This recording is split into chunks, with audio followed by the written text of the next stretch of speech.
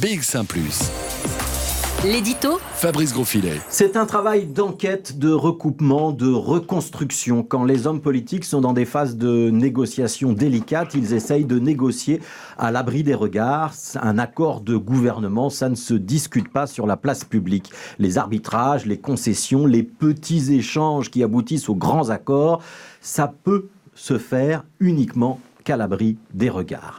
Depuis 3 jours, Georges-Louis Boucher et Joachim Kuhn sont donc dans cette phase cruciale. Soumettre un document écrit aux autres présidents de parti pour essayer de lancer enfin de vraies négociations gouvernementales, mais s'assurer que ce document, qui est loin d'être abouti, ne se retrouve pas sur la place publique. Parce qu'alors, inévitablement, cela pousserait l'un ou l'autre partenaire sous pression de sa base électorale, de ses militants, de ses alliés naturels, bref, sous pression de l'opinion, à refuser ce document qui, par nature, éloigné de son programme électoral, ne manquerait pas d'être considéré comme imbuvable. Pour éviter ce scénario, Georges-Louis Boucher et Joachim Kuhn sont donc décidés de ne pas distribuer leurs fameuses notes dont on parle abondamment depuis ce matin. Ils ne l'ont donc pas distribué aux présidents de parti qu'ils reçoivent pendant une demi-heure, 1 heure, en fonction des cas, et dont chacun prend donc connaissance en séance pendant une réunion où on discute. Pas question de faire une copie, mais les présidents prennent quand même des notes en même temps qu'ils demandent des éclaircissements sur tel ou tel passage aux 2 informateurs.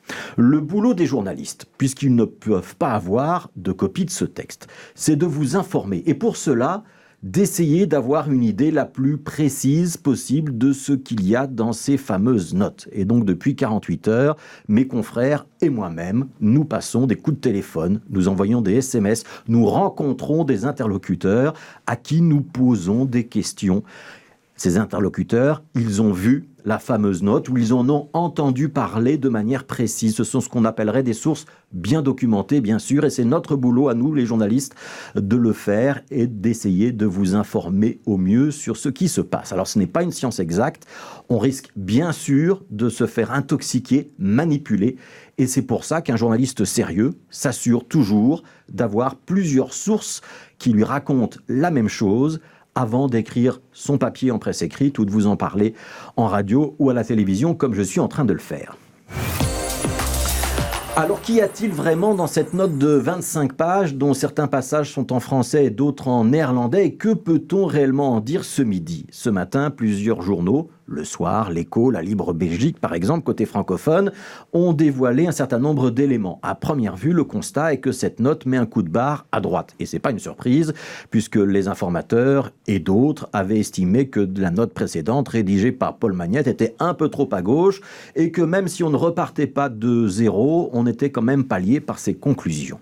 Ce coup de barre à droite, on le constate par exemple sur la pension à 1 500 €. On parle, d'après ce que j'ai pu moi-même recouper dans ce document, d'une pension minimale à 1 500 €, c'est vrai, mais en euros bruts, somme qu'on atteindrait rapidement par le seul biais de l'inflation. Le budget des soins de santé n'augmenterait que de 1 à 1,5% en fin de législature, alors qu'il était prévu qu'il augmente de 2,5% dans la note de Paul Magnette. Et il n'y a effectivement pas un mot sur une augmentation du salaire minimum, alors que c'est une demande pressante des syndicats. Alors tout ceci, ce n'est pas une invention des journalistes, même si une note n'est qu'une note, et que ce qui compte, c'est la formulation précise. Un exemple, la sortie du nucléaire. Certains journaux écrivent ce matin que la note entend prolonger l'existence de nos vieilles centrales.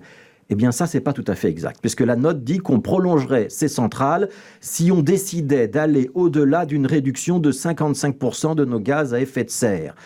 Ce qui pourrait laisser sous-entendre que si on ne va pas au-delà de cet objectif, on fermera bien les centrales à la date prévue, mais ça n'est pas explicitement écrit. 55%, c'est le plafond haut évoqué par la nouvelle présidente de la Commission européenne, et pour l'instant, la Belgique est en dessous de cet objectif. Alors il y a une chose qui est sûre, en tout cas, c'est que cette note, elle ne déplaît pas à la NVA. Bardo-Wever a même affirmé publiquement que cette note allait dans le bon sens, et le bon sens de Bardo-Wever, il va plus vers la droite que vers le centre droit.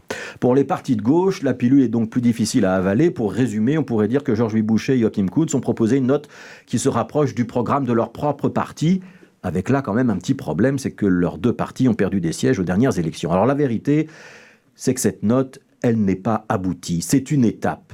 Ce n'est pas sur la base de cette note-là qu'on va pouvoir proposer une coalition qui tiendra la route pendant 5 ans.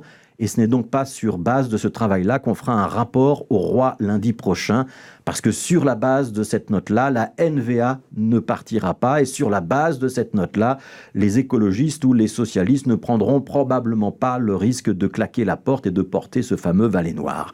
Si Georges-Louis Boucher et Joachim Kuhns veulent faire une proposition de coalition lundi, il faudra qu'il se passe donc d'autres choses d'ici là, qu'ils essayent de mettre certains partis et pas d'autres autour de la table, qu'ils affinent leurs notes, qu'ils la précisent, qu'ils l'amendent, qu'ils choisissent s'ils vont dans une coalition à droite avec la NVA ou au centre-gauche avec les socialistes et les écologistes. Ne pas le faire, ça revient à rechercher l'alliance de la carpe et du lapin, et depuis 7 mois maintenant, on sait que ça ne sert à rien.